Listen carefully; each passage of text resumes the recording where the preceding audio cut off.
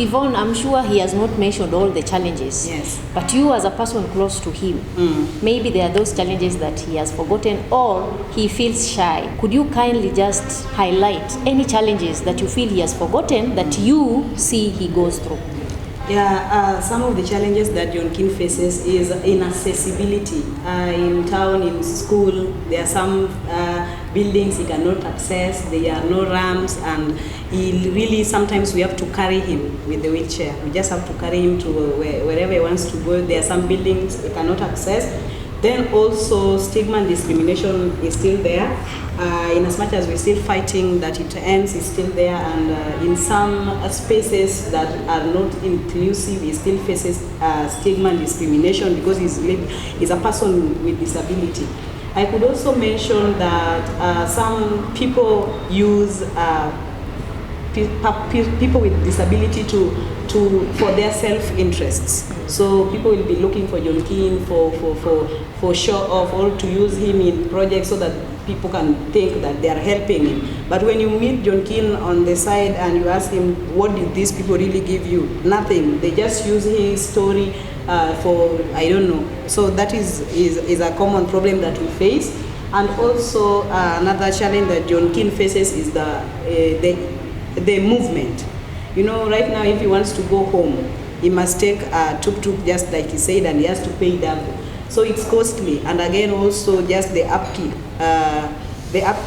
personal upkeep, it needs a lot, yeah? So I just want to say that as an advocate also, his security also is not guaranteed because he stands out or up for people who cannot stand up for themselves. It means that there are some people who might not be really happy with whatever John Keane is doing, and sometimes he gets scared and we tell him that we are here with you to support you.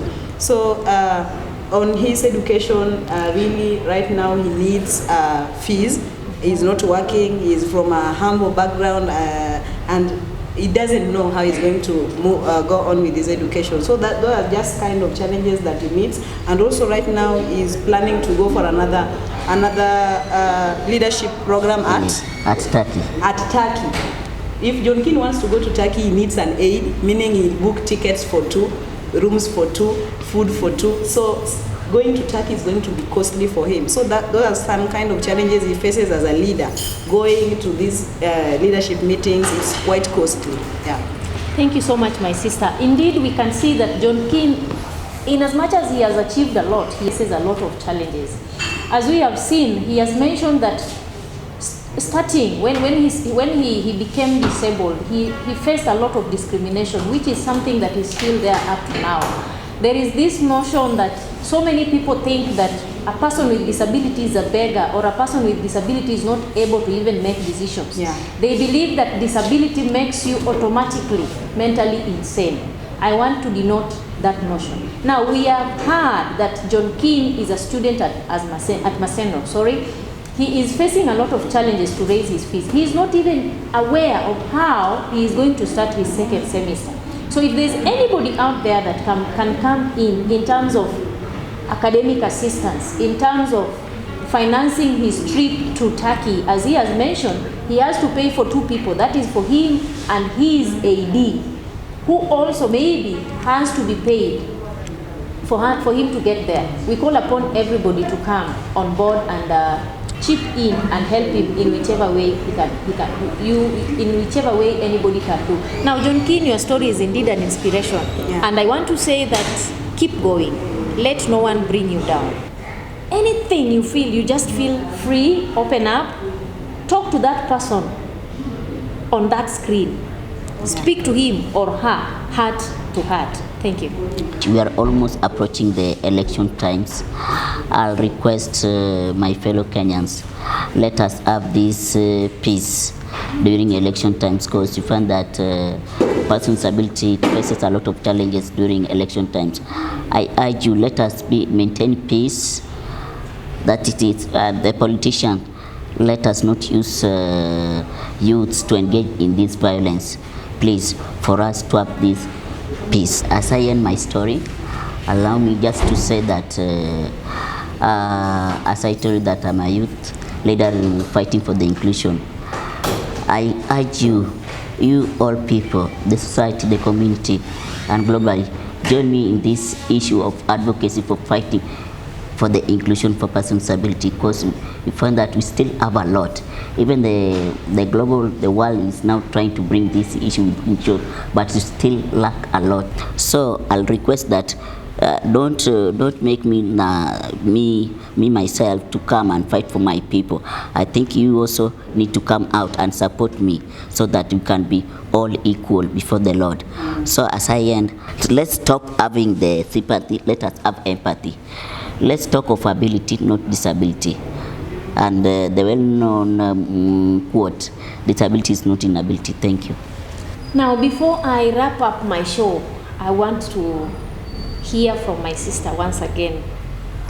Yvonne, I know you have a lot of wisdom to ooze around. To the viewers, I just want to say that I don't have to be a person with disability to fight for the rights of persons with disability. This is a war that we must all join hands, and we are leaving no one behind in the fight for the inclusion of persons with disability.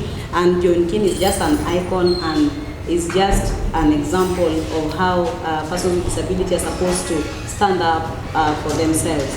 I just want to encourage all of us, we should have policies that protect and fight for the rights of persons with disability. The disability organization should also embrace getting into the community and empowering persons with disability so that they are not stigmatized and left out. And also just to encourage our politicians that as we approach the electioneering period, the campaign moments, let us embrace peace, because the persons with disability are affected the most. They cannot run and save their lives, they cannot move. So I just want to encourage our leaders to embrace peace during the elections, and I want to congratulate John Keane for the amazing work that he has been doing in the organizations and in the communities. And the limit is beyond the sky, right? Yes. And we are yet to see more from John Keane. And as YWCA Kenya, we are working hand in hand with John Keane until the moment that we will realize zero discriminations for persons with disability and 100% inclusion of persons with disability. Thank you so much. It has indeed been a great show, and we have learned a lot from our brother John Keane and our sister Yvonne. I want to encourage everybody that is out there not to look at a person living with disability as somebody different from nature. Remember, in this world, we have to have variety.